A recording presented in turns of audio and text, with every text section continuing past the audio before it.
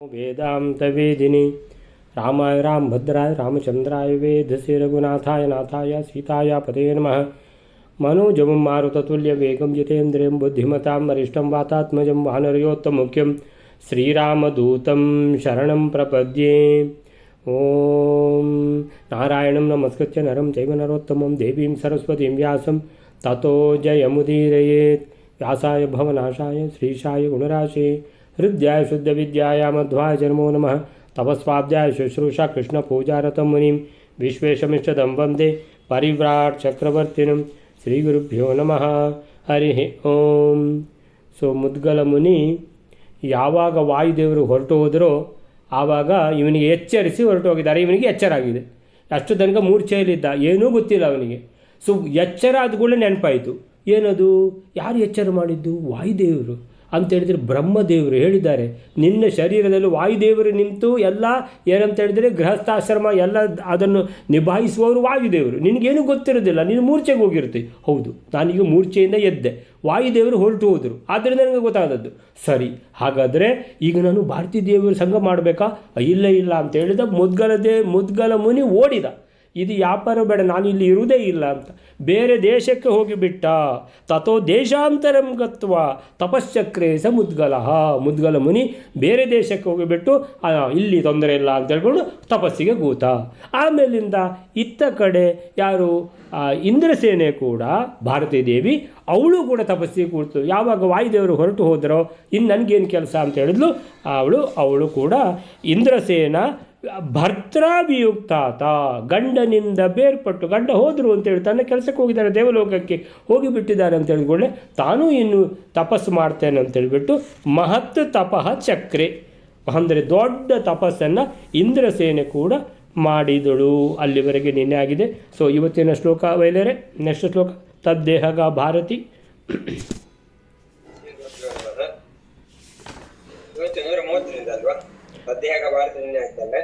ಆಗೋಗಿದಾ? ಹಾಂ, ಅದಾಗಿದೆ. ಹಾಂ, 130. ಹಾಂ, ಉಮಾದ್ಯ ಉಮಾದ್ಯಾರೌದ್ರಮೇವಾತ್ರ ತಪಶ್ಚಕ್ರುರ್ಯಥಾಪುರ ಪ್ರತ್ಯಕ್ಷೇ ಚ ಶಿವೇ ಜಾತೆ ದೇಹಸ್ಥೇ ಚ ಕೇಶವೇ. 130ನೇ ಶ್ಲೋಕ. ಪಾರ್ವತಿಯೇ ಮೊದಲಾದವರು ಇಲ್ಲಿ ಮೊದಲಿನಂತೆ ರುದ್ರ ಸಂಬಂಧಿಯಾದ ತಪಸ್ಸನ್ನು ಮಾಡುತ್ತಾರೆ. ಆಗ ರುದ್ರನು ಹಾಗೂ ರುದ್ರನ ಶರೀರದಲ್ಲಿರತಕ್ಕಂತಹ ಕೇಶವನ್ನು ಕೂಡ ಪ್ರತ್ಯಕ್ಷರಾಗುತ್ತಾರೆ. ಆನಂದ ಓದ್ಬಿಡ್ಲೆ. ಪೃಥಕ್ ಪೃಥಕ್ ಸ್ವಭದ್ರಾಪ್ತೈ ತಾಃ ಪಂಚಾಪ್ಯೇಕದೇಹಗಾಃ ಪ್ರಾರ್ಥಯಾಮಾಸುರಭವತ್ ಪಂಚಕೃತ್ವೋಚೋಹಿತತ್. ರುದ್ರ ಮತ್ತು ರುದ್ರ ಶರೀರದಲ್ಲಿರ್ತಕ್ಕಂಥ ಕೇಶವ ಕೂಡ ಪ್ರತ್ಯಕ್ಷನಾಗುತ್ತಿರಲು ಒಂದೇ ಶರೀರದಲ್ಲಿರತಕ್ಕಂತಹ ಐವರು ಕೂಡ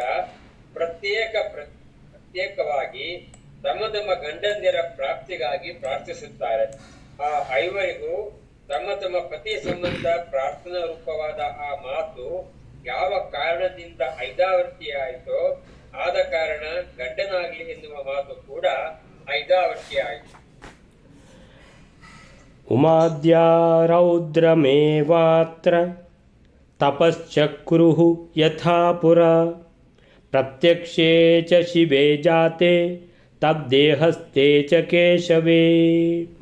ಉಮಾದ್ಯಾಹ ಅಂತ ಹೇಳಿದರೆ ಉಮಾದೇವಿಯೇ ಮೊದಲಾದ 5 ಜನ ಪಂಚ ದೇವಿಯರು ಆವಾಗ ಈಗ ತಪಸ್ಸು ಮಾಡಿದರು ಅಂತ ಬಂತು. ತಪಸ್ಸು ಮಾಡಿದರು ಅಂತ ಹೇಳುವಾಗ ಯಾರನ್ನು ಕುರಿತು ತಪಸ್ಸು ಮಾಡಿದರು? ರುದ್ರದೇವರನ್ನು ಕುರಿತು ತಪಸ್ಸು ಮಾಡಿದರು. ರುದ್ರದೇವರನ್ನು ಕುರಿತು ತಪಸ್ಸು ಮಾಡಿದ್ದ. ಹಾಗಾದರೆ ಭಾರತೀ ದೇವಿ ಏನು ಮಾಡಿದ್ಲು? ಆ ರುದ್ರದೇವರ ಒಳಗೆ ಅಂತರ್ಯಾಮಿ ಇರುವಂತಹ ಭಗವಂತನನ್ನು ಕುರಿತು ತಪಸ್ಸು ಮಾಡಿದ್ಲು. ಈಗ ಉಮಾದ್ಯಾಹ ಅಂತ ಹೇಳಿದರೆ ಉಮಾದೇವಿ ಮತ್ತು ಅವಳ ಜೊತೆಗಿರುವಂಥ ಇನ್ನೂ 3 ಜನ. ಭಾರತೀ ದೇವಿ ಬೇರೆಯೇ ತಪಸ್ಸೋದು. ಸೊ ಹೀಗೆ ಉಮಾದ್ಯಾಹ ರೌದ್ರಂ ರುದ್ರದೇವರನ್ನು ಕುರಿತು ರೌದ್ರಂ ಏವ ರುದ್ರದೇವರನ್ನು ಕುರಿತೇ ರೌದ್ರಮೇವ ಅತ್ರ ಅಲ್ಲಿ ತಪಶ್ಚಕ್ರುಹು ತಪಸ್ಸು ಮಾಡಿದರು ಯಥಾಪುರ ಮೊದಲಿನ ಹಾಗೆ. ಪ್ರತ್ಯಕ್ಷೇ ಚ ಶಿವೇ ಜಾತೆ ಅಂತ ಹೇಳಿದರೆ ರುದ್ರದೇವರು ಪ್ರತ್ಯಕ್ಷರಾದರು. ಪ್ರತ್ಯಕ್ಷ ಶಿವೇ ಜಾತೆ ತದ್ದೇಹಸ್ಥೆ ಚ ಕೇಶವೇ. ಆ ರುದ್ರದೇವರ ಒಳಗಿರುವಂಥ ಭಗವಂತ ಭಾರತೀ ದೇವಿಗೆ ಪ್ರತ್ಯಕ್ಷರಾದರು. ಸೊ ಏಕಕಾಲದಲ್ಲಿ ರುದ್ರದೇವರು ಪ್ರತ್ಯಕ್ಷರಾದರು ಈ 4 ಜನ ದೇವಿಯರಿಗೆ. ಭಗವಂತ ಪ್ರತ್ಯಕ್ಷನಾದದ್ದು ಭಾರತೀ ದೇವಿಗೆ. ಸೊ ಆ ಶ್ಲೋಕ ಆದಮೇಲೆ ನೆಕ್ಸ್ಟ್ ಶ್ಲೋಕ, ಪೃಥಕ್ ಪೃಥಕ್ ಸ್ವಭರ್ತ್ರಾಪ್ತಿಯೈ ತಾ ಪಂಚಾಪಿ ಏಕದೇಹಗಾಃ ಪ್ರಾರ್ಥಯಾಮಾಸು ಅಭವತ್ ಪಂಚಕೃತ್ವೋ ವಚೋ ಹಿ ತತ್. ಪೃಥಕ್ ಪೃಥಕ್ ಸ್ವಭರ್ತ್ರಾಪ್ತಿಯೈ. ಪೃಥಕ್ ಪೃಥಕ್ ಅಂತ ಹೇಳಿದ್ರೆ ಬೇರೆ ಬೇರೆಯೇ ಕೇಳಿದ್ದಾರೆ. ಯಾರು? ಈ ದೇವಿಯರು ಅಂತೇಳಿದರೆ ಈಗ 4 ದೇವಿಯರ ಒಂದು ಸೆಟ್ಟು, ಭಾರತೀ ದೇವಿದು ಒಂದು ಸೆಟ್ಟು. ಸೊ ಈ 4 ಜನ ಉಮಾದ್ಯಾಹ, ಉಮಾದೇವಿಯೇ ಮೊದಲಾದವರು, ಪೃಥಕ್ ಪೃಥಕ್ ಬೇರೆ ಬೇರೆಯೇ ಅಂತೇಳಿದರೆ ಆ ರುದ್ರದೇವರು ಪ್ರತ್ಯಕ್ಷರಾಗಿ ಮೊದಲು ಯಾರನ್ನು ನೋಡಿದ್ದು ಪಾರ್ವತಿ ದೇವಿಯನ್ನು, ಆಮೇಲೆ ಯಾರನ್ನು ನೋಡಿದ್ದು ಶಚಿ ದೇವಿಯನ್ನು, ಆಮೇಲಿಂದ ಅಲ್ಲಿ ಯಮಧರ್ಮನ ಹೆಂಡತಿ ಶ್ಯಾಮಲಾ ದೇವಿಯನ್ನು, ಆಮೇಲೆ ಉಷಾ ದೇವಿಯನ್ನು, ಹೀಗೆ ನೋಡಿದ್ದಾರೆ ಅಂತ ಇಟ್ಕೊಳ್ಳುವ. ಸೊ ಏನು ಬೇಕು ಅಂತ ಕೇಳುವಾಗ ಇವರು ಏನು ಹೇಳಿದ್ದಾರೆ? ಸ್ವಭರ್ತ್ರ ಆಪ್ತಿಯೈ. ಸ್ವಭರ್ತ್ರ ಅಂದರೆ ತಮ್ಮ ತಮ್ಮ ಗಂಡಂದಿರ, ಸ್ವಭರ್ತ್ರ, ಭರ್ತೃ ಅಂದರೆ ಗಂಡ, ಸ್ವಭರ್ತ್ರ ಅಂದರೆ ತನ್ನ ಗಂಡನ ಜೊತೆಗೆ ಇರುವಂತಹ ಆಪ್ತಿ. ಆಪ್ತಿ ಅಂದರೆ ಹೊಂದುವಂಥದ್ದು. ಸ್ವಭರ್ತೃ ಆಪ್ತಿ, ಸ್ವಭರ್ತ್ರಾಪ್ತಿಯೈ, ಸ್ವಭರ್ತೃ ಆಪ್ತಿ. ಅದಕ್ಕೋಸ್ಕರ ಆಪ್ತಿಯೈ ಚತುರ್ಥಿ ವಿಭಕ್ತಿ ಅಂತ ಹೇಳಿದ್ರೆ ಅದಕ್ಕೋಸ್ಕರ ನಮಗೆ ಗಂಡ ಬೇಕು, ನಾವು ಗಂಡನನ್ನು ಹೊಂದುವಂತ ಆಗಬೇಕು. ಅದಕ್ಕೋಸ್ಕರ ಚತುರ್ಥಿ ವಿಭಕ್ತಿ ಆಪ್ತಿಯೈ. ಆಪ್ತಿ ಅಂತ ಬಂದರೆ ಅದಕ್ಕೆ ಆಪ್ತಿಯೈ ಅಂತ ಬರುತ್ತೆ ಚತುರ್ಥಿ ವಿಭಕ್ತಿ. ಅಸ್ಯೈ, ಆಪ್ತಿಯೈ, ಹಾಗೆ ಲತಾಯೈ. ಸೊ ಇಲ್ಲಿ ಸ್ವಭರ್ತ್ರಾಪ್ತಿಯೈ ತಾಹ, ಆ 4 ಜನ ದೇವಿಯರು, ಪಂಚಾಪಿ ಏಕದೇಹಗಾಹ. ಅವರನ್ನು ಯಾಕೆ ಬಿಡುದು ನೀವು ಭಾರತೀ ದೇವಿಯನ್ನು? 5 ಜನ ಅಂತ ಇಟ್ಕೊಳ್ಳಿ, ಸರಿ 5 ಜನ. ಸೊ ಅಂತೇಳಿದ್ರೆ ಅಲ್ಲಿ ಯಾವಾಗ ರುದ್ರದೇವರು ಏನು ಬೇಕು ಅಂತ ಕೇಳಿದ್ದಾರೋ ಅದೇ ಟೈಮಿಗೆ ಭಗವಂತ ಕೂಡ ಏನು ಬೇಕು ಅಂತ ಕೇಳಿದ್ದಾರೆ ಅಂತ ಇಟ್ಕೊಳ್ಳಿ. ಆಗ ಅಂದರೆ ಅವರು ಏನು ಬೇಕು ಅಂತ ಕೇಳಿ ಆಗಿದೆ, ಇವರೆಲ್ಲ ಉತ್ತರ ಕೊಡಬೇಕು. ಇವರೆಲ್ಲ ಉತ್ತರ ಕೊಡ್ತಾ ಇದ್ದಾರೆ. ಉತ್ತರ ಹೇಗೆ ಕೊಟ್ಟರು ಇವರು? ಪೃಥಕ್ ಪೃಥಕ್ ಅಂತೇಳಿದರೆ ಪ್ರತಿಯೊಬ್ಬರು ಬೇರೆ ಬೇರೆಯಾಗಿ ಉತ್ತರ ಕೊಟ್ಟಿದ್ದಾರೆ. ಏನು ಕೊಟ್ಟಿದ್ದಾರೆ? ಪತಿ ಬೇಕು, ಪತಿ ಬೇಕು, ಪತಿ ಬೇಕು, ಪತಿ ಬೇಕು, ಪತಿ ಬೇಕು. 5 ಜನವು ಹೇಳಿದ್ದಾರೆ ಪತಿ ಬೇಕು ಅಂತ. ಅಂದರೆ ಅವ್ರದ್ದು ಏನು ಡಿಮಾಂಡ್? ಪತಿ ಬೇಕು ಅಂತ. ಸೊ ಇನ್ನೊಬ್ಬರು ಹೇಳ್ತಾರೆ ಅಂತ ಗೊತ್ತಿಲ್ಲ. ಈಗ ಅವಳದು ಮಾತ್ರ ಗೊತ್ತು. ಈಗ ರುದ್ರದೇವರು ಪ್ರತ್ಯಕ್ಷ ಆಗಿದ್ದಾರೆ, ಪತಿ ಬೇಕು ಅಂತ. ಭಾರತೀ ದೇವಿ ಭಗವಂತನ ನೋಡಿದ್ಲು, ಪತಿ ಬೇಕು ಅಂದ್ಲು. ಸೊ 5 ಜನ ಪತಿ ಬೇಕು ಅಂತ ಹೇಳಿದ್ದಾರೆ. ಪೃಥಕ್ ಪೃಥಕ್ ಪ್ರತಿಯೊಬ್ಬರು ಬೇರೆ ಬೇರೆಯಾಗಿ ಅವರು ಸ್ವಭರ್ತ್ರಾಪ್ತಿಯೈ, ತಮ್ಮ ತಮ್ಮ ಗಂಡಂದಿರು ಅವರನ್ನು ಹೊಂದುವುದಕ್ಕಾಗಿ ಆಪ್ತಿ, ಅದಕ್ಕೋಸ್ಕರ ಆಪ್ತಿಯೈ ತಾಹ. ಅವರು 5 ಜನ, ಪಂಚಾಪಿ 5 ಜನ ದೇವಿಯರು, ಪಂಚ ಅಪಿ ಏಕದೇಹಗಾಹ, ಒಂದೇ ದೇಹದಲ್ಲಿ ಇರುವವರು. ಸೊ ಯಾವಾಗ ಇವರು ಕೇಳಿದರೋ, ಈ ಕಡೆಯಿಂದ ಭಗವಂತ, ಆ ಕಡೆಯಿಂದ ರುದ್ರದೇವರು ಕೇಳಿದ್ದಾರೆ ಏನು ಬೇಕಂತ, ಆವಾಗ ಇವರು ಹೇಳಿದ್ದಾರೆ ಪತಿ ಬೇಕು, ಪತಿ ಬೇಕು, ಪತಿ ಬೇಕು, ಪತಿ ಬೇಕು, ಪತಿ ಬೇಕು. 5 ಜನ ಹೇಳಿದ್ದಾರೆ. ಹೇಳುವಾಗ ಪ್ರಾರ್ಥಯಾಮಾಸುಹು, ಈ ರೀತಿ ಪ್ರಾರ್ಥನೆ ಮಾಡಿಕೊಂಡಿದ್ದಾರೆ. ಪ್ರಾರ್ಥಯಾಮಾಸುಹು ಅಭವತ್ ಪಂಚಕೃತ್ವೋ ವಚೋ ಹಿ ತತ್ ಅಂತೇಳಿದರೆ ಇವರು ರುದ್ರದೇವರಿಗೆ ಈಗ ಭಗವಂತನಿಗೆ ಪತಿ ಬೇಕಂತ ಕೇಳಿದಾಗ ಅಸ್ತು ಅಂತ ಹೇಳಿದ ಭಗವಂತ. ಒಂದು ಅಸ್ತು ಆಯ್ತಲ್ಲ. ಆಮೇಲಿಂದಲ್ಲಿ ರುದ್ರದೇವರಿಗೆ ಇವರು ಪತಿ ಬೇಕು ಅಂತ ಒಬ್ಬಳು ಹೇಳಿದ ಕೂಡ ಅಸ್ತು ಅಂತ ಹೇಳಿದ, ಇನ್ನೊಬ್ಬಳು ಪತಿ ಬೇಕಂದು ಅಸ್ತು ಅಂತ ಹೇಳಿದ, ಇನ್ನೊಬ್ಬಳು ಪತಿ ಬೇಕು ಅಂತ ಹೇಳಿದ ಅಸ್ತು ಅಂತ ಹೇಳಿದ, ಇನ್ನೊಬ್ಬಳು ಪತಿ ಬೇಕು ಅಂತ ಹೇಳಿದ್ರು ಅದಕ್ಕೂ ಅಸ್ತು ಅಂತ ಹೇಳಿದ. ತಥಾಸ್ತು ತಥಾಸ್ತು ತಥಾಸ್ತು ತಥಾಸ್ತು, ಒಟ್ಟಿಗೆ 5 ತಥಾಸ್ತು ಆಗೋಯಿತು. 5 ಜನರಿಗೆ ಪತಿ. ಇಲ್ಲಿ ದೇಹ ಇರುವುದು ಒಂದೇ ದೇಹ, ಒಂದೇ ದೇಹಕ್ಕೆ 5 ಪತಿಗಳು ಸ್ಯಾಂಕ್ಷನ್ ಆಗೋಯಿತು. ಈ ರೀತಿಯ ಒಂದು ಅರೇಂಜ್ಮೆಂಟ್ ಆಯಿತು. ಪಂಚಕೃತ್ವೋ ಅಭವತ್ ಪ್ರಾರ್ಥಯಾಮಾಸುಹು ಅಭವತ್ ಆಯಿತು. ಪಂಚಕೃತ್ವ, ಪಂಚಕೃತ್ವ ಅಂತ ಹೇಳಿದ್ರೆ 5 ಜನರಿಗೆ. ಸೊ ಪಂಚಕೃತ್ವ ಅಭವತ್. ಆ ಪಂಚಕೃತ್ವ ಅಂದರೆ 5 ಸಲ ಇವರು ಹೇಳಿದ್ದು ಆ ಕಡೆ ಕೇಳಿದೆ. ಅವರು 5 ಸಲ ತಥಾಸ್ತು ಅಂತ ಹೇಳಿದ್ದಾರೆ. ಅಂತೇಳಿದ್ರೆ 5 ಜನ ಗಂಡಂದಿರ ಸ್ಯಾಂಕ್ಷನ್ ಆಗಿದೆ, ದೇಹ ಇರುವುದು ಒಂದೇ ಅನ್ನುವಂಥ ಈ ವಿಷಯ. ಸೊ ಹೀಗೆ ಏನಿಲ್ಲಿ ಶಚಿ, ಶ್ಯಾಮಲಾ, ಉಮಾದೇವಿ ಮೊದಲಾದ ದೇವತಾಸ್ತ್ರೀಯರು ಆ ರುದ್ರದೇವರು ವಟು ರೂಪದಲ್ಲಿ ಬಂದಿದ್ದಾರಂತೆ ಅಂತೇಳಿದರೆ, ಸಣ್ಣ ಈ ವಾಮನ ವೇಷ ಇಲ್ವಾ, ಭಗವಂತದ್ದು ವಾಮನ ವೇಷ, ಅದೇ ಥರ ಬಂದಿದ್ದಾರಂತೆ ರುದ್ರದೇವರು. ಆದರೆ ಗೊತ್ತಾಯ್ತು ಇವರಿಗೆ ರುದ್ರದೇವರು ಅಂತ.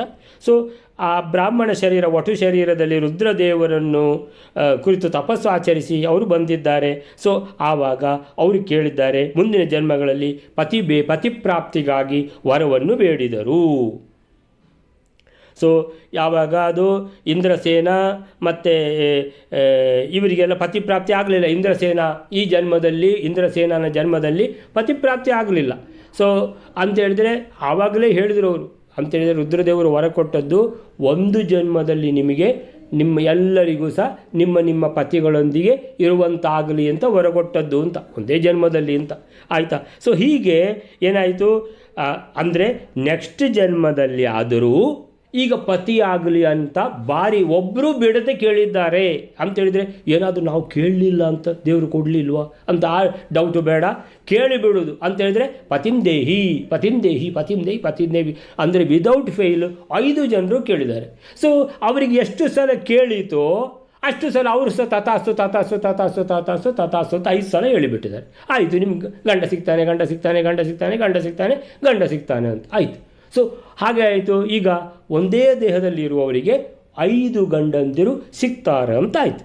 ಸೊ ಹೀಗೆ ಈಗ ನಂತರ ಈಗ ಈ ಇಂದ್ರಸೇನ ಈ ಜನ್ಮದಲ್ಲಿ ಶಚಿ ಮುಂತಾದವರಿಗೆ ಪತಿಪ್ರಾಪ್ತಿ ಆಗಲಿಲ್ಲ.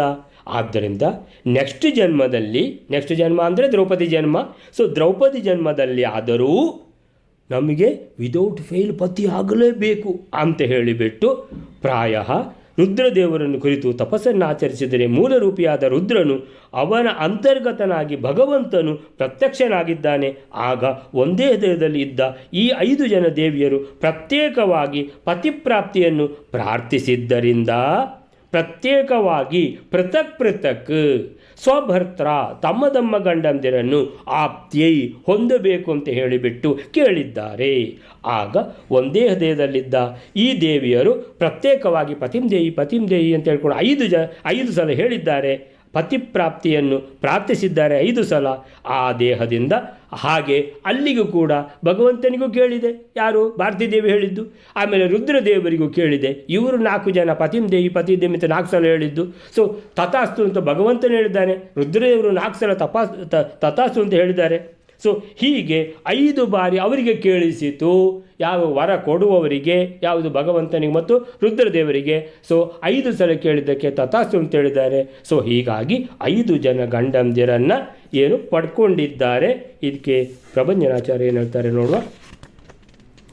ಪಾರ್ವತಿ ಮೊದಲಾದವರು ಆ ದೇಹದಲ್ಲಿ ಅಂದರೆ ಇಂದ್ರಸೇನಾ ದೇಹದಲ್ಲಿ ಹಿಂದಿನಂತೆ ರುದ್ರದೇವರನ್ನು ಕುರಿತೇ ತಪಸ್ಸು ಮಾಡಿದರು. ಹಿಂದಿನಂತೆ ಅಂತ ಹೇಳಿದರೆ 4 ಜನ ರುದ್ರದೇವರನ್ನು, ಭಾರತೀ ದೇವಿ ರುದ್ರದೇವರ ಒಳಗಿರುವಂತಹ ಮಹಾವಿಷ್ಣುವನ್ನು ತಪಸ್ಸು ಮಾಡಿದ್ದು.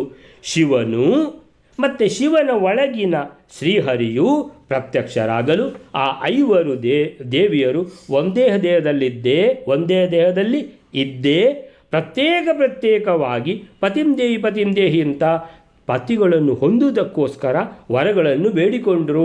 ಈ ಸಲ 5 ಅಂದರೆ ಏನಪ್ಪ 5 ಜನ, ಅದು ಯಾಕೆ ಅದು 5 ಜನ ಕೇಳಿದ್ದು ಅಂತ ಹೇಳಿದರೆ, ಈ ಇಂದ್ರಸೇನ ಜನ್ಮದಲ್ಲಿ ಪತಿ ಸಿಗಲಿಲ್ಲ, ಅದಕ್ಕೋಸ್ಕರ ನೆಕ್ಸ್ಟ್ ಜನ್ಮದಲ್ಲಿ ಆದರೂ ವಿದೌಟ್ ಫೇಲ್ ಪತಿ ಸಿಗಲೇಬೇಕಂತ ಸ್ಪಷ್ಟವಾಗಿ ಕೇಳುವಾಗೆ ಹೇಳಿದ್ದಾರೆ. ಸರಿಯೇ ಇದೆ, ಕೇಳಿದಲ್ಲಿ ಏನು ತಪ್ಪೇ ಇಲ್ಲ.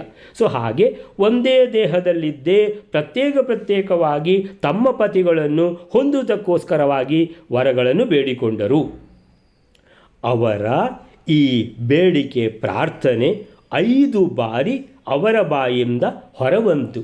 ಅಂದರೆ ಒಂದೇ ದೇಹ ಇಂದ್ರಸೇನೆದ್ದು, ಬಾಯಿ ಇರುವುದು ಒಂದೇ, ಆ ಬಾಯಿಯಿಂದ 5 ಸಲ ಬಂದಿದೆ ಅಂತ ಹೇಳಿದರೆ, ಒಂದು ಸಲ ಭಾರತೀ ದೇವಿ ಹೇಳಿದ್ದಾಳೆ, ಒಂದು ಸಲ ಶಚಿದೇವಿ ಹೇಳಿದ್ದಾಳೆ, ಹೀಗೆ 5 ಸಲ ಪತಿಂದೇಹಿಯಿಂದ ಬಂದಿದೆ.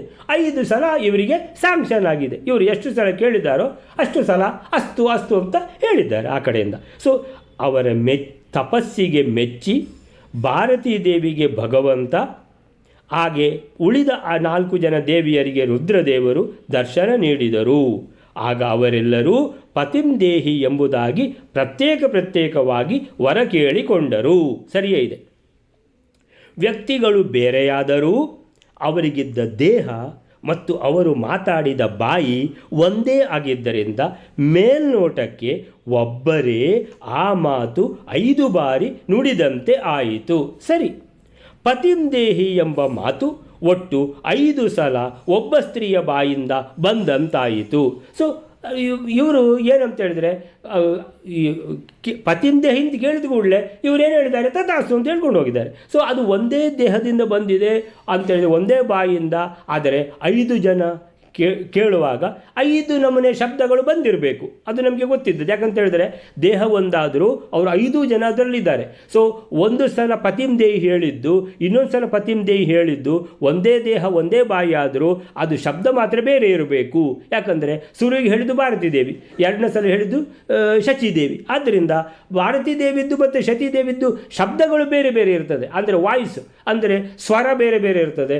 ಆದ್ದರಿಂದ 5 ಸಲ ಇವರು ಕೇಳಿದ್ದಾರೆ, 5 ಸಲ ಅಸ್ತು ಅಂತ ಹೇಳಿದ್ದಾರೆ. ಸೊ ವಿಪ್ರಕನ್ಯೆಯಾಗಿದ್ದಾಗ ತಪಸ್ಸು ಮಾಡಿ ಅಂತಹುದೇ ವರವನ್ನು ಬೇಡಿ ಪಡೆದಿದ್ದರು.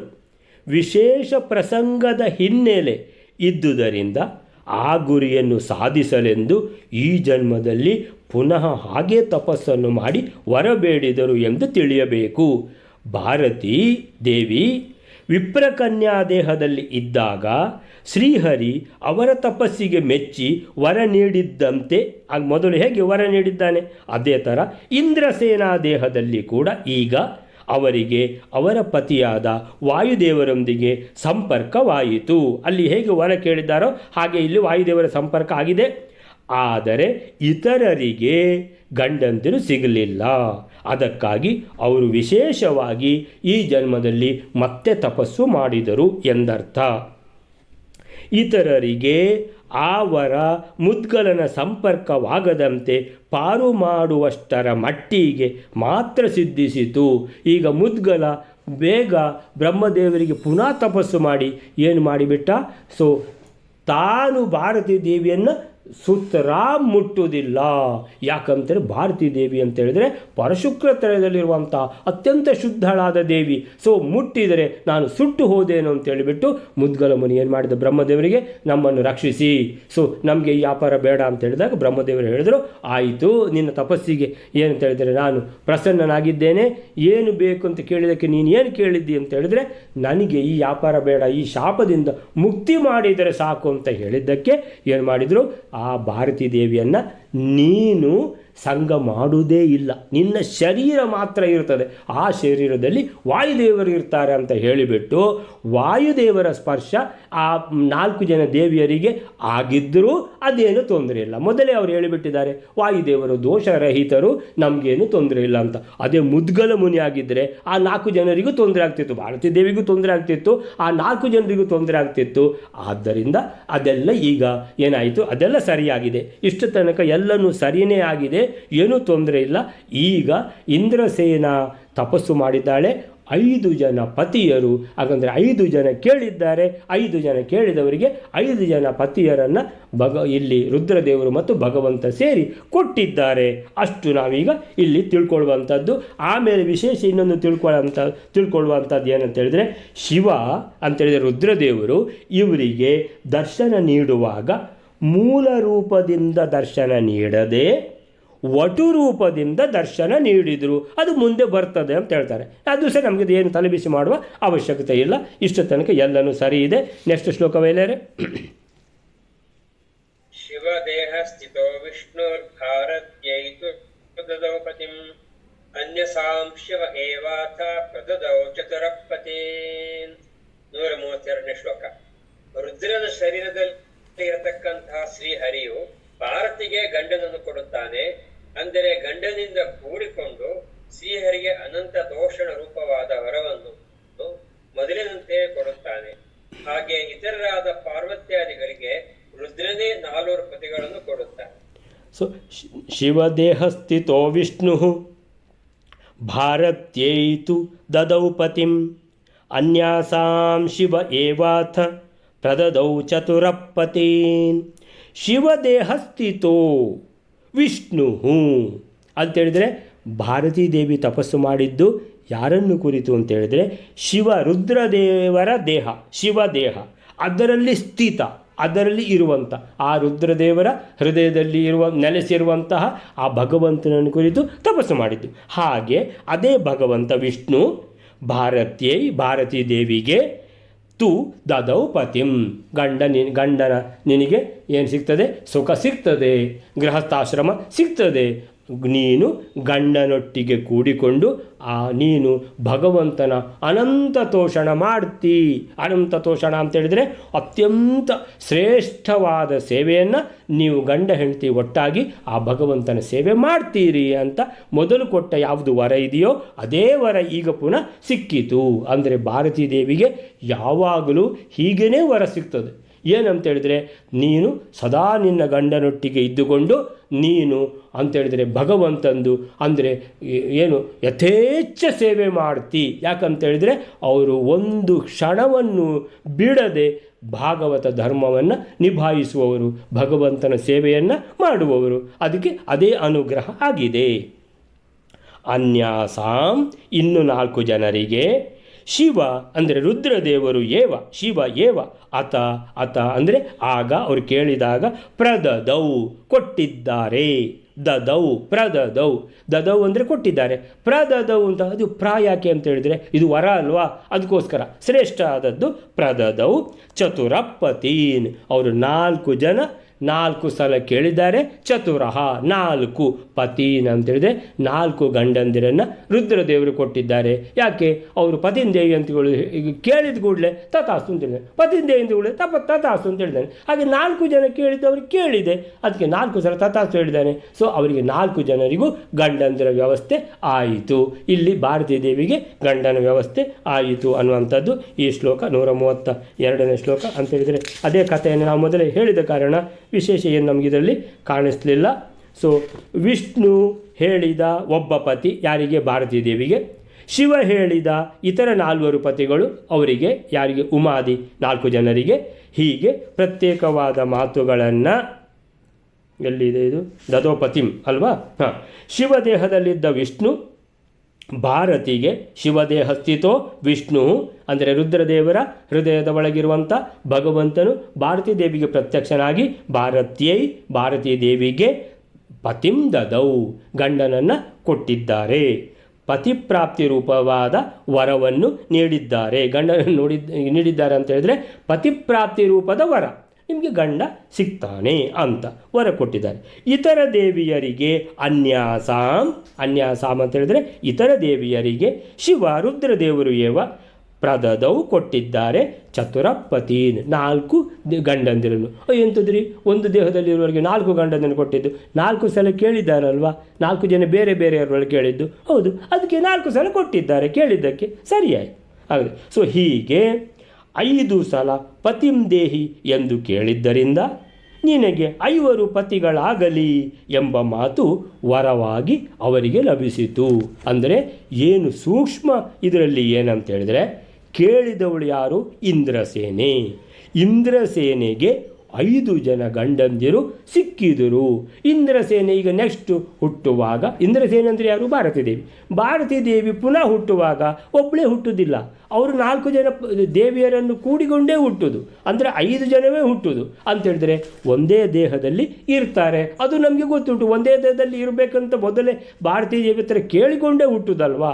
ಸೊ ಎಲ್ಲನೇ ಇದೆ ಅಂತ ಹೇಳಿದರೆ ನೆಕ್ಸ್ಟ್ ಹುಟ್ಟುವಾಗ, ನೆಕ್ಸ್ಟ್ ಯಾವ ಜನ್ಮದಲ್ಲಿ ಹುಟ್ಟುತ್ತಾರೋ ಅವರಿಗೆ 5 ಜನ ಗಂಡಂದಿರು ಖಂಡಿತ ಸಿಗ್ತಾರೆ ಅಂತ ಒಂದು ಗ್ಯಾರಂಟಿ ಅಂತ ಅಷ್ಟೇ. ಹಾಗೆ ವರ ನೀಡಿದ್ದು ಭಾರತೀ ದೇವಿಗೆ ಶಿವನ ದೇಹದಲ್ಲಿದ್ದ ಹರಿ, ಇತರರಿಗೆ ಅನ್ಯಾಸಾಂ ರುದ್ರದೇವರು. ಅಲ್ಲಿಯೂ ಸಹ ಹರಿಹರ ಇಬ್ಬರ ಮಾತು ಸಹ ಹರ ಒಬ್ಬನೇ ಬಾಯಿಂದಲೇ ಬಂದಿದ್ದರಿಂದ ಒಟ್ಟಾಗಿ 5 ಜನ ಪತಿಗಳು ನಿಮಗಾಗಲಿ ಎಂಬ ಅರ್ಥ ಬರುವಂತಾಯಿತು. ಅಂತೇಳಿದರೆ ರುದ್ರದೇವರ ದೇಹದ ಒಳಗೆ ಹೃದಯದಲ್ಲಿ ನೆಲೆಸಿದ ಭಗವಂತ ಅಂತೇಳಿದರೆ 5 ಸಲ ತಥಾಸ್ತು ಅಂತೇಳಿದ್ದು ಕೂಡ ರುದ್ರದೇವರ ಬಾಯಿಂದಲೇ ಹೇಳಿದ್ದು. ಇಲ್ಲಿ 5 ಜನ ಕೇಳಿದ್ದಾರೆ ಅನ್ನುವಂಥದ್ದು ಪತಿಂ ದೇಹಿ ಅಂತ. ಅದು ಕೂಡ ಇಂದ್ರಸೇನೆ ಒಂದೇ ದೇಹದ ಒಂದೇ ಬಾಯಿಯಿಂದ ಕೇಳಿದ್ದು, ಒಂದೇ ದೇಹದಿಂದ ಅಲ್ಲಿ ಆ ಕಡೆಯಿಂದ ಹೇಳಿದ್ದು. ನಮಗೆ ಏನಾದರೂ ತೊಂದರೆ ಇಲ್ಲ, ಹೇಗೆ ವಿಷಯ ಹಾಗೇ ಇರೋದು ಅದು. ಸೊ ಆಯ್ತಲ್ಲ, ಹೀಗೆ ಒಬ್ಬನ ಬಾಯಿಂದಲೇ ಬಂದದ್ದು ವರ. ಸೊ ಒಬ್ಬಳ ಬಾಯಿಂದಲೇ ಕೇಳಿದ್ದು ವರಗಳು. ಹೀಗೆ ಒಟ್ಟಾಗಿ 5 ಜನ ಪತಿಗಳು ನಿಮಗಾಗಲಿ ಅಂತ ಇದ್ದರೂ ಅದು ಇಂದ್ರಸೇನೆ ಒಬ್ಬಳಿಗೆ ಅಂತ ಹೇಳುವಾಗ ನಿನಗಾಗಲಿ ಅಂತಾಯಿತು. ಇಂದ್ರಸೇನೆ ನೆಕ್ಸ್ಟ್ ದ್ರೌಪದಿ ಆಗಿ ಹುಟ್ಟುವಾಗ ದ್ರೌಪದಿಗೆ 5 ಜನ ಪತಿಗಳು ಆಗಲಿ ಅಂತ. ಆದರೆ ದ್ರೌಪದಿ ಒಳಗೆ ಒಬ್ಬಳೇ ಇದ್ದದ್ದಲ್ಲ. ಭಾರತೀ ದೇವಿ, ಶಚೀದೇವಿ, ಉಮಾದೇವಿ, ಉಷಾದೇವಿ, ಆಮೇಲೆ ಶ್ಯಾಮಲಾದೇವಿ 5 ಜನ ಇದ್ದಾರೆ. 5 ಜನ ಕೇಳಿದ್ದಾರೆ, 5 ಜನರಿಗೆ ಪತಿ ಸಿಕ್ಕಿದೆ ಹಾಗೆ ಅನ್ನುವಂಥದ್ದು. ಸೊ ಹೀಗೆ ಶಿವ ಸಹ ಹಾಗೆ ವರ ನೀಡಲು ಒಬ್ಬ ಸ್ತ್ರೀಯೇ 5 ಗಂಡಂದಿರನ್ನು ಹೊಂದುವ ವರವನ್ನು ಕೇಳಿರುವಳು ಎಂದು ತಪ್ಪು ತಿಳಿದದ್ದೇ ಕಾರಣವಾಯಿತು. ಅಂದರೆ ನಮ್ಮ ಮಟ್ಟಿಗೆ ಏನಂತ ಹೇಳಿದ್ರೆ ಇವರು ಎಲ್ಲರೂ ಕೇಳಿದ್ದಾರೆ. ಯಾಕಂದರೆ ಪ್ರತಿಯೊಬ್ಬರಿಗೂ ಇಂದ್ರಸೇನೆ ಜನ್ಮದಲ್ಲಿ ಭಾರತೀ ದೇವಿಗೆ ಮಾತ್ರ ಗಂಡ ಸಿಕ್ಕಿದ್ದು, ಇವರಿಗೆ ಸಿಕ್ಕಲಿಲ್ಲ. ಅದಕ್ಕೋಸ್ಕರ ಇವರು ಬಹಳ ಜಾಗ್ರತೆಯಿಂದ ಈ ಸಲ ಏನಾದರೂ ನಾವು ಕೇಳಲಿಲ್ವೋ ಏನೋ, ಅದಕ್ಕೆ ಕೊಡಲಿಲ್ವ ಏನೋ ರುದ್ರದೇವರು. ಈ ಸಲ ರುದ್ರದೇವರು ಪ್ರತ್ಯಕ್ಷ ಆಗುವಾಗ ಖಂಡಿತ ಕೇಳ್ತೇನಂತ ಪ್ರತಿಯೊಬ್ಬರು ನಿರ್ಧಾರ ಮಾಡಿದ್ದಾರೆ. ಪ್ರತಿಯೊಬ್ಬರು ಕೇಳಿದ್ದಾರೆ. ಪ್ರತಿಯೊಬ್ಬರಿಗೂ ಅವ್ರಿಗೆ ಕೇಳಿದ್ದಕ್ಕೆ ವರ ಸಿಕ್ಕಿದೆ, ಸರಿಯಾಗಿದೆ. ನಮ್ಮ ಪ್ರಕಾರ ಎಲ್ಲವೂ ಸರಿಯೇ ಇದೆ. ನೆಕ್ಸ್ಟ್ ಶ್ಲೋಕ ಬೈಲಾರೆ. ತದಾ ದತ್ತ ಮಾತ್ರೇ ವರೇ ಮುನಾ ದೇವಾನಾಂ ಅವತಾರಾರ್ಥಂ ಪಂಚದೇವ್ಯ ಸ್ಮ ಇತ್ಯಥ. 133ನೇ ಶ್ಲೋಕ. ವಿಷ್ಣುವಿನಿಂದ ಹಾಗೂ ಈಶ್ವರನಿಂದ ವರವನ್ನು ಪಡೆಯುತ್ತಿದ್ದಂತೆ ಭಾರತಿಯನ್ನು ಬಿಟ್ಟು ಉಳಿದ 4 ದೇವಿಯರಿಗೆ ದೇವತೆಗಳ ಅವತಾರಕ್ಕಾಗಿ 5 ಜನ ದೇವಿಯರು ನಾವೆಲ್ಲಿ ಇದ್ದೇವೆ ಎನ್ನುವುದೇ ಮರೆತು ಹೋಯಿತಂತೆ. ಸೊ ದೇವ್ಯ ಚತಸ್ರಸ್ತು ತದಾ ದತ್ತ ಮಾತ್ರೇ ವರೇ ಮುನಾ ದೇವಾನಾಂ ಅವತಾರಾರ್ಥಂ ಪಂಚದೇವ್ಯಃ ಸ್ಮಃ ಇತ್ಯಥಾ. ದೇವ್ಯಃ ಚತಸ್ರಸ್ತು 4 ಜನ ದೇವಿಯರು, ಶಚೀದೇವಿಯೇ ಮೊದಲಾದವರು ಭಾರತೀ ದೇವಿಯನ್ನು ಬೇರೆ ಇಟ್ಕೊಂಡಿದ್ದಾರೆ. ಯಾಕಂತ ಹೇಳಿದ್ರೆ ಭಗವಂತನಿಂದ ವರ ಸಿಕ್ಕಿದ್ದು. ಸೊ ದೇವ್ಯ ಚತುಸ್ರಸ್ತು ಇವರು 4 ಜನರಿಗೆ ರುದ್ರದೇವರಿಂದ ವರ ಸಿಕ್ಕಿದ್ದು. ದೇವ್ಯ ಚತಸ್ರಃ ಅಂದರೆ 4 ಜನ. ಚತುರಃ, ಚತಸ್ರಃ, ಚತುರ್ಥ ಇದೆಲ್ಲ. ಸೊ ದೇವ್ಯ ಚತಸ್ರಃ, ದೇವ್ಯ ಅಂದರೆ ಈ ದೇವಿಯರು ಅಂತ ಹೇಳುವಾಗ ಚತಸ್ರಃ ಅಂತ ಬರೋದು, ಪುಲ್ಲಿಂಗ ಆದರೆ ಚತುರಃ ಅಂತ ಬರ್ತದೆ. ಹಾಗೆ ದೇವ್ಯ ಚತಸ್ರಃ ತು ದತ್ತ ಮಾತ್ರೇ ವರೇ ಅಮುನಾ. ಅಮುನಾ ಅಂದರೆ ಈ ರುದ್ರದೇವರಿಂದ ವರೇ ದತ್ತ ಮಾತ್ರೇ ವರವನ್ನು ಕೊಡಲ್ಪಡಲು. ಸೊ ನಂತರ ದೇವಾನಾಂ ಅವತಾರಾರ್ಥಂ ಪಂಚದೇವ್ಯ ಸ್ಮ ಇತ್ಯಥ. ಈಗ ದೇವಾನಾಂ ಅವತಾರಾರ್ಥಂ ಅಂದರೆ ಈಗ ಏನಂತ ಹೇಳಿದರೆ ಶಚೀದೇವಿ ವರ ಕೇಳಿದ್ದಾಳೆ, ಗಂಡ ಸಿಗ್ತಾನೆ ಅಂತ ವರ ಕೊಟ್ಟಿದ್ದಾರೆ. ಅಂಥೇಳಿದ್ರೆ ಗಂಡ ಯಾರು? ದೇವೇಂದ್ರ ಹುಟ್ಟಬೇಕು. ಆಯಿತು, ದೇವೇಂದ್ರ ಅರ್ಜುನನಾಗಿ ಹುಟ್ಟಿದ. ಭಾರತೀ ದೇವಿಗೆ ಗಂಡ ಸಿಗ್ತಾನೆ ಅಂತೇಳಿದ್ರೆ ಈಗ ದ್ರೌಪದಿಯ ಒಂದು ವೇಳೆ ದ್ರೌಪದಿ ಹುಟ್ಟುತ್ತಿದ್ದರೆ ಭೀಮಸೇನ ಹುಟ್ಟಿದ, ಇಲ್ಲಿ ಅರ್ಜುನ ಹುಟ್ಟಿದ. ಶ್ಯಾಮಲಾದೇವಿಗೆ ಯಮಧರ್ಮರಾಯ ಹುಟ್ಟಿದ ಧರ್ಮರಾಜನಾಗಿ. ಅಲ್ಲಿ ಉಷಾದೇವಿಗೆ ನಕುಲ ಸಹದೇವರು ಹುಟ್ಟಿದರು, ಅಶ್ವಿನಿ ದೇವತೆಗಳು. ಆಮೇಲಿಂದ ಯಾರನ್ನು ಬಿಟ್ಟಿದ್ದೇವ? ಪಾರ್ವತಿಗೆ ಮಾತ್ರ ಇಲ್ಲಿ ಅವಕಾಶ ಇಲ್ಲ. ಅದು ಏನು ಅಂತ ಮತ್ತೆ ನೋಡುವ. ಅದು ಈಗ ಪಾರ್ವತಿಗೆ ಏನು ಮಾಡೋದು ಅಂತ. ಸೊ ಹೀಗೆ ದೇವ್ಯ ಚತಸ್ರಸ್ತು ತದಾ ದತ್ತ ಮಾತ್ರೇ ವರೆ ಅಮುನಾ. ರುದ್ರದೇವರಿಂದ ವರ ಸಿಕ್ಕಿದೆ. ದತ್ತ ಮಾತ್ರೇ, ದತ್ತ ಅಂದರೆ ಕೊಡುವುದು, ದತ್ತ ಮಾತ್ರೆ ಅಂದರೆ ಕೊಡಲ್ಪಟ್ಟಿದೆ. ದೇವಾನಾಂ ಅವತಾರಾರ್ಥಂ ಅವರವರ ಗಂಡಂದಿರು ಅವತಾರ ಮಾಡಲಿಕ್ಕೆ ಏನಾಗಿದೆ? ವ್ಯವಸ್ಥೆ ಆಗಿತ್ತು.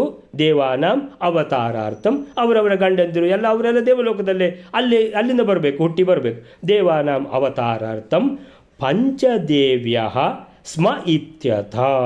ಪಂಚದೇವ್ಯ 5 ಜನ ದೇವಿಯರು ಪಂಚದೇವ್ಯ ಸ್ಮ ಇತ್ಯತ. ಪಂಚದೇವಿಯರಿಗೆ ಅವರಿಗೆ ಗಂಡಂದಿರ ವ್ಯವಸ್ಥೆ ಇಲ್ಲಿ ಆಗಿದೆ ಅನ್ನುವಂಥದ್ದು. ಇದರ ಒಟ್ಟಿಗೆ ಇನ್ನೂ ಒಂದು ಲೈನ್ ಇದೆ, ಅದನ್ನು ನಾಳೆ ಮತ್ತೆ ನೋಡ್ಕೊಳ್ಳುವ. ಬೇಕಾದರೆ ಈ ಶ್ಲೋಕವನ್ನು ಪೂರ್ತಿ ನಾಳೆನೇ ನೋಡ್ಕೊಳ್ಳುವ. ಸೊ ಇವತ್ತು ಇಲ್ಲಿಗೆ ನಿಲ್ಲಿಸ್ಕೊಳ್ಳೋಣ. ಶ್ರೀಕೃಷ್ಣ ಅರ್ಪಣಮಸ್ತು. ಕಥೆ ಹೇಗೆ ಮುಂದೆ ಹೋಗ್ತದೆ ಅನ್ನುವಂಥದ್ದು. ಸೊ ಅದರ ಒಟ್ಟಿಗೆ ತಾತ್ಪರ್ಯ ಅನ್ನುವಂಥದ್ದು ಏನು ವಿಶೇಷ ಕಷ್ಟ ಏನಿಲ್ಲ, ಅದು ಈಗ ಎಲ್ಲರಿಗೂ ನಿಮಗೆ ಸ್ಪಷ್ಟ ಆಗಿದೆ. ಸೊ ಆಮೇಲೆ ನೋಡುವ. ಇನ್ನೀಗ ಖಾಲಿ ಪಾರ್ವತಿ ಅವರದೊಂದು ಏನಂತ ನೋಡಿದರೆ ಆಯಿತು. ಸೊ ಶ್ರೀಕೃಷ್ಣ ಅರ್ಪಣಮಸ್ತು.